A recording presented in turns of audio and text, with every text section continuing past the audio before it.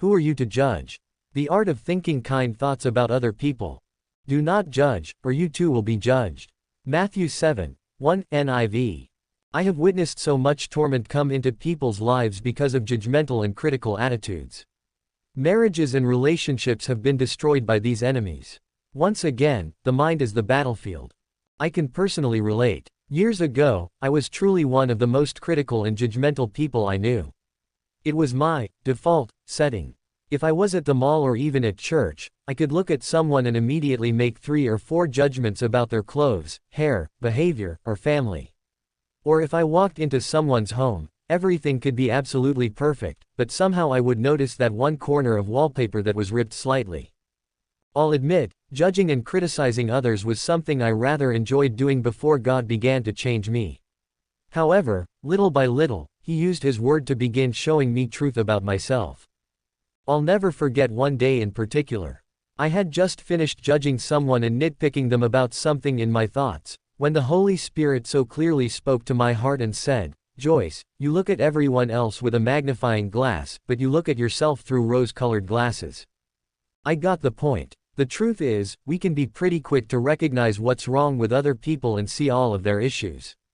However, even though we may have some of the same problems ourselves, we usually have good excuses to justify them.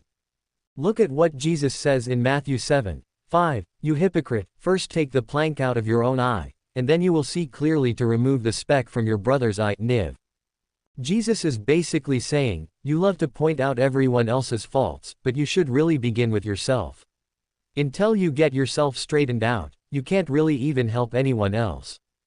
We need to forget about what everyone else is or isn't doing, present ourselves before God, and let Him do a work in us. The truth is, the more we allow God to change us, the less we are bothered by the faults of others. Our circumstances may never be perfect, and the things we don't like about our family, friends, or coworkers may not change, but God can do something even better. He can change us. Study tip. Read the following scriptures: Matthew 7:1-5, 1 Corinthians 13, 1 Thessalonians 4:11, James 2:13. What do these verses tell us about judging others? Instead of judging, what does God instruct us to do? Walk it out. It's easy to view others with a critical eye yet excuse our own behavior.